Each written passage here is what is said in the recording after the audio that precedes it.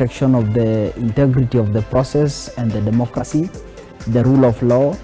I believe one of the things that we understand, law is not made man is not made for the law, but law is made for the man.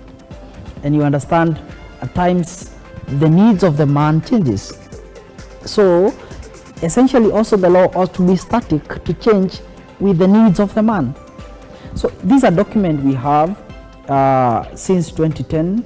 Of course, I understand the urge not to be very hasty in making amendments to it, because there are some amendments we can make that can make the whole document completely different. But I understand one of the big progression we have made as a country, of course, in reference to the elections.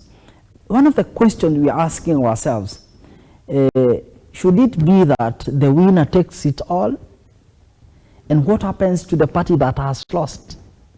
And how can we deeply entrench the accountability that is offered by the opposition? Of course, I have read and internalized the sentiment by the president when he was saying, at least we need to have the office of the official opposition leader.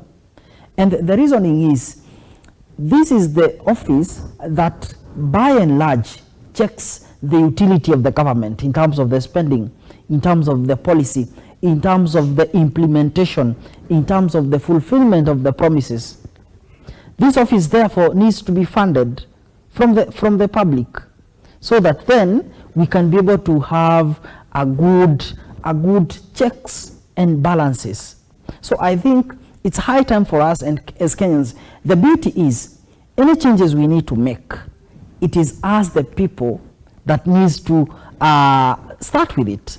It is the Kenyans that needs to come up with a proposition to change the constitution. So I believe it is the high time for us Kenyans to sit back and ask ourselves, based on what has been happening in terms of the power sharing, because I believe